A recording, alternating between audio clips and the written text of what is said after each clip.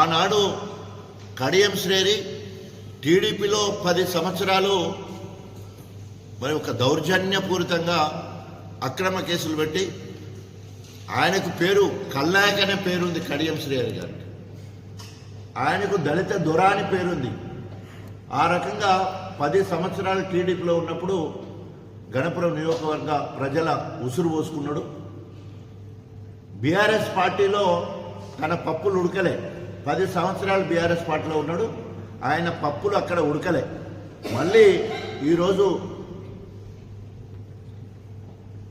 ఊసర వెళ్ళి కదా రంగులు మార్చినట్టు మళ్ళా కాంగ్రెస్లో జాయిన్ అయిన తర్వాత మళ్ళా ఆనాటి ఆనవాళ్ళు మళ్ళీ బయటకు వస్తూ ఉన్నాయి ఒక్కొక్కటిగా. మొత్తం ఇప్పటికే ఆయనను అభివృద్ధి అని పార్టీ మారిన తర్వాత ఎక్కడ ఏ మండలంలో అభివృద్ధి లేదు. ఓన్లీ ప్రపోజల్స్, ఎస్టిమేషన్స్ ఆయన అభివృద్ధి. బీఆర్ఎస్ ప్రభుత్వంలో మంజూరైన పనులు కూడా చేయలే. మనోజ్ రెడ్డి ఎక్కడ అడిగితే ఈ పనులేమని అడగడం జరిగింది. నువ్వు ఎట్లా పార్టీ మారినావని అడగడం జరిగింది. ప్రజాస్వామ్యం మీద, రాజ్యాంగం మీద, మౌలిక విలువల మీద నీకైనా గౌరవం ఉండేది ఉంటే బీఆర్ఎస్ పార్టీకి రాజీనామా చేయి, కాంగ్రెస్ సభ్యత్వం తీసుకో, కాంగ్రెస్ బీఫామ్ తెచ్చుకో, నిలబడి నీ అభివృద్ధి ఏందో చెప్పి ఎలక్షన్లకు రా. బీఆర్ఎస్ శ్రేణులు ఆవురు అంటున్నారు. నేను ఎప్పుడు తరిమి కొట్టాలని చెప్పేసి, ఓడగొట్టాలని చెప్పేసి. నీవు ధైర్యంగా ప్రజల్లోకి వెళ్ళి ప్రజాబలాన్ని సమకూర్చుకోక ఎవరైతే నీ మీద గట్టిగా మాట్లాడితే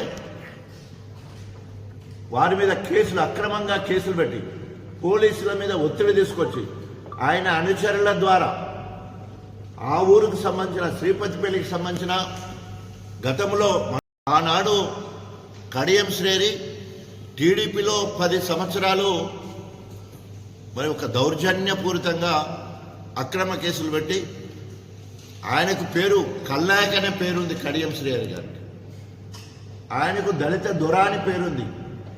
ఆ రకంగా 10 సంవత్సరాలు టీడీపీలో ఉన్నప్పుడు గణపురం నియోజకవర్గ ప్రజల ఉసురు పోసుకున్నాడు. బీఆర్ఎస్ పార్టీలో తన పప్పులు ఉడకలే. 10 సంవత్సరాలు బీఆర్ఎస్ పార్టీలో ఉన్నాడు. ఆయన పప్పులు అక్కడ ఉడకలే. మళ్ళీ ఈరోజు ఊసర వెళ్ళి కదా రంగులు మార్చినట్టు మళ్ళా కాంగ్రెస్లో జాయిన్ అయిన తర్వాత మళ్ళా ఆనాటి ఆనవాళ్ళు మళ్ళీ బయటకు వస్తూ ఉన్నాయి ఒక్కొక్కటిగా. మొత్తం ఇప్పటికే ఆయనను అభివృద్ధి అని పార్టీ మారిన తర్వాత ఎక్కడ ఏ మండలంలో అభివృద్ధి లేదు. ఓన్లీ ప్రపోజల్స్, ఎస్టిమేషన్స్ ఆయన అభివృద్ధి. బీఆర్ఎస్ ప్రభుత్వంలో మంజూరైన పనులు కూడా చేయలే. మనోజ్ రెడ్డి ఎక్కడ అడిగితే ఈ పనులేమని అడగడం జరిగింది. నువ్వు ఎట్లా పార్టీ మారినావని అడగడం జరిగింది. ప్రజాస్వామ్యం మీద, రాజ్యాంగం మీద, మౌలిక విలువల మీద నీకైనా గౌరవం ఉండేది ఉంటే బీఆర్ఎస్ పార్టీకి రాజీనామా చేయి, కాంగ్రెస్ సభ్యత్వం తీసుకో, కాంగ్రెస్ బీఫామ్ తెచ్చుకో, నిలబడి నీ అభివృద్ధి ఏందో చెప్పి ఎలక్షన్లకు రా. బీఆర్ఎస్ శ్రేణులు ఆవురు అంటున్నారు. నేను ఎప్పుడు తరిమి కొట్టాలని చెప్పేసి, ఓడగొట్టాలని చెప్పేసి. నీవు ధైర్యంగా ప్రజల్లోకి వెళ్ళి ప్రజాబలాన్ని సమకూర్చుకోక ఎవరైతే నీ మీద గట్టిగా మాట్లాడితే వారి మీద కేసులు, అక్రమంగా కేసులు పెట్టి పోలీసుల మీద ఒత్తిడి తీసుకొచ్చి ఆయన అనుచరుల ద్వారా ఆ ఊరికి సంబంధించిన శ్రీపతిపల్లికి సంబంధించిన గతంలో మనోజ్ రెడ్డి దగ్గర అనేక